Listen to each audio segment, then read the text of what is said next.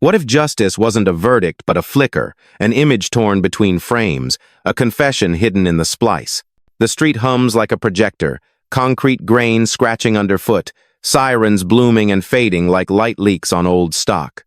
Heroes step out of the reel with bruised knuckles and quiet eyes, not to save a city but to admit what the city has already become. In the late hour, under sodium lamps, truth doesn't speak. It stares back, reflected in a windshield, a visor, a broken storefront, every shard, a tiny screen. These are the 5 films that revealed what Hollywood tried to hide. In the late 1980 seconds and early 1990 seconds, America stood between wars, one it had lost overseas, and one it was quietly losing at home. Cities burned not from invasion, but from neglect. Heroes no longer came in uniforms, but in shadows. Hollywood, desperate to keep selling salvation, turned the camera toward its own ruins, alleys, abandoned lots, and neon-lit despair, but what it found there was not redemption. It was confession. The rise of vigilante cinema mirrored the fall of faith in authority. The badge no longer meant justice. The soldier no longer meant victory. Every film became a blurred photograph of a nation unsure who its enemy really was. These stories made on shoestring budgets and buried in the VHS underworld carried more honesty than the blockbusters that mocked them.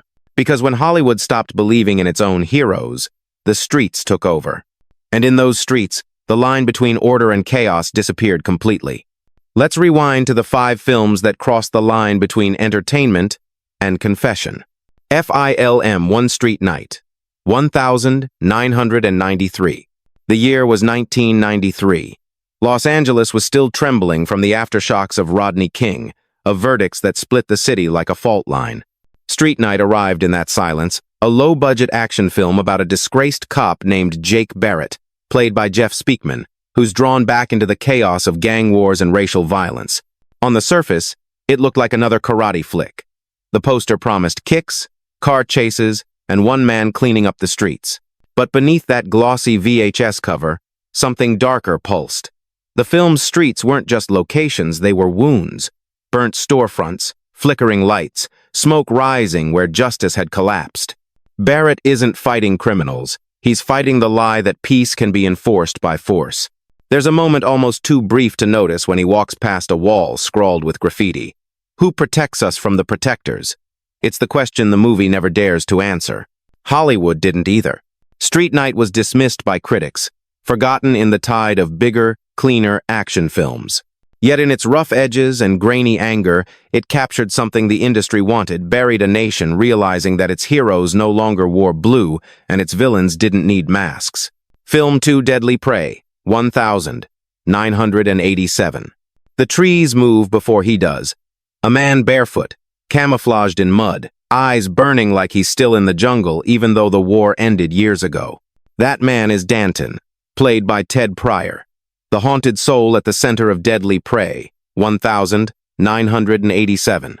On paper, it's exploitation, a low-budget survival action film about mercenaries who kidnap people to hunt for sport. But beneath the absurd premise lies something uncomfortably real, a soldier who never came home. Danton isn't fighting strangers. He's reliving a war that the world told him to forget. Every arrow, every trap, every scream echoes the jungle of a lost cause, this time transplanted to American soil. The director, David A. Pryor, shot it like a fever dream, endless forests, sweat, and a man who kills because he was trained to, not because he wants to. There's no glory, no flag, no medals waiting at the end. Just silence, and the endless green of nowhere. When the credits roll, Deadly Prey doesn't feel like victory. It feels like withdrawal America detoxing from its own mythology. It's the war coming home, stripped of propaganda, where the enemy is a mirror and the survivor is both hunter and hunted. Film 3, Mission of Justice, 1992. In Mission of Justice, Jeff Wincott plays Kurt Harris, an ex-cop who's seen too much of what the system protects and too little of what it punishes. The badge is gone, but the instinct remains.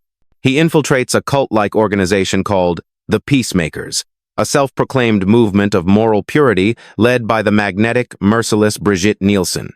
At first glance, it's another martial arts spectacle, fists, kicks, and slow-motion righteousness. But if you watch closely, the fights aren't just choreography, they're sermons. Each blow lands with the rhythm of a question. What happens when justice becomes faith and faith becomes control? The film was shot in the shadow of a decade obsessed with image. The clean smile of corporate America, the polished hypocrisy of talk shows and gurus. Nielsen's cult preaches peace through obedience, while Harris seeks peace through rebellion. The conflict isn't just physical, it's ideological. There's a haunting scene in a dimly lit dojo where Harris hesitates before striking. You can almost hear the whisper, "Maybe I'm no better than them." That moment quiet, human is where the movie transcends its genre. Mission of Justice was dismissed as yet another VHS fighting flick, but it hid a truth under its bruises.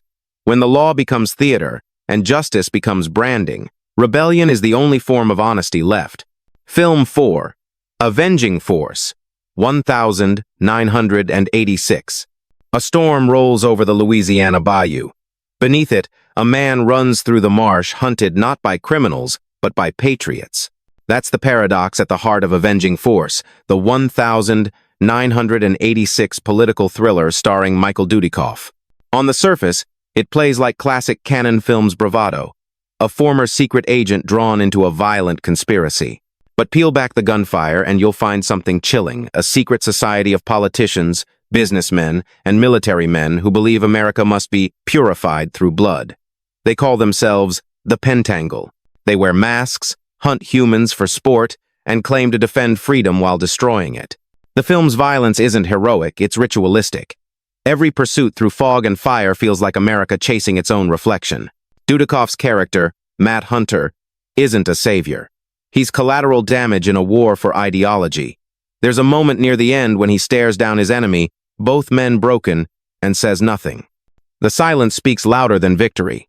Avenging Force was meant to entertain, but it accidentally revealed the rot inside the dream it celebrated, a fear that the enemy within wasn't a foreign power, but a system built on power itself. Hollywood shelved its message under explosions and one-liners, yet 30 years later, it reads like prophecy. Behind every flag waved in the dark, there's a torch someone meant to burn. Film pump Shredder Orpheus, Mil na Kantadega Fadewarugain. A man with a broken guitar walks through a city of neon ruins. Static hums through the air like electricity mourning its own pulse.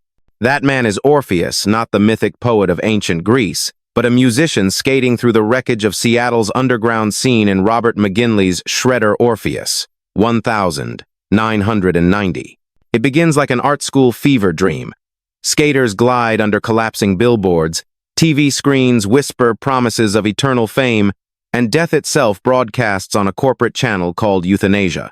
But behind the surreal imagery lies a story older than any myth, an artist trying to rescue his soul from the machine that sells it. Orpheus enters the underworld, not through music, but through media. The afterlife is a television network, the devils wear headsets, and the currency is content. When he plays, the sound cuts through static, raw, human, unfiltered, a reminder that creation still has a pulse beneath the noise. The film was too strange, too poetic to survive the market it mocked. It vanished into the same oblivion it portrayed, VHS obscurity, cult screenings, midnight whispers. Yet it stands as a requiem for authenticity, a scream from the edge of a century that traded soul for signal.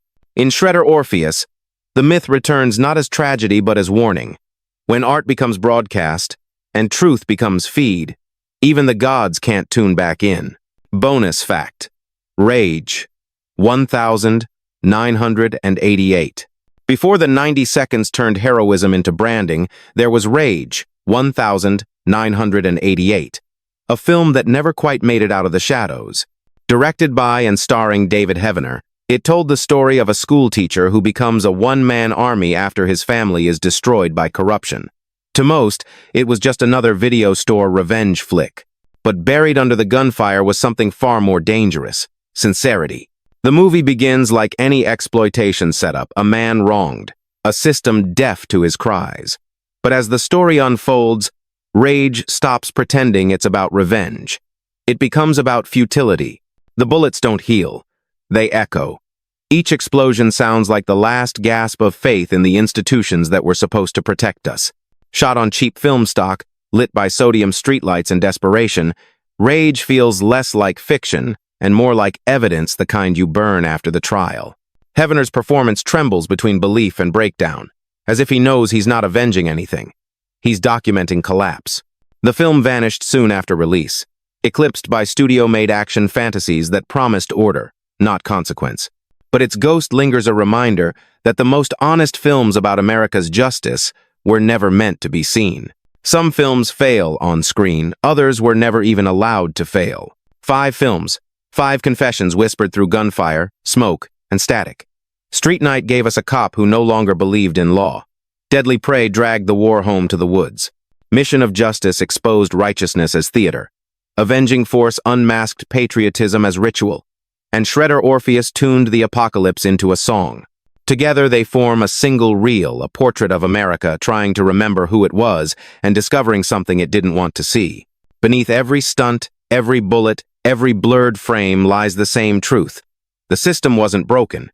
It was built that way. These weren't just movies about violence. They were mirrors held up to a culture addicted to control. As the credits fade, one image remains: the hum of a projector spinning in an empty room. Light without story. Justice without witness. The reel keeps turning, searching for meaning in frames that were never meant to align. In the end, every cut was a scar. Every frame, a truth we weren't ready to see. The heroes of these films never asked to be remembered, only to be seen. And maybe that's what we keep forgetting. That the truth doesn't vanish when the credits roll. It hides, waiting, inside every cut someone tried to bury. So the next time you watch a film that feels too raw, too strange, too angry to exist, look closer. It might not be fiction at all. It might be the echo of something real, flickering between the frames. Which of these forgotten films still haunts you the most, and what do you think it was really trying to confess? Real secrets, where the truth was always in the edit.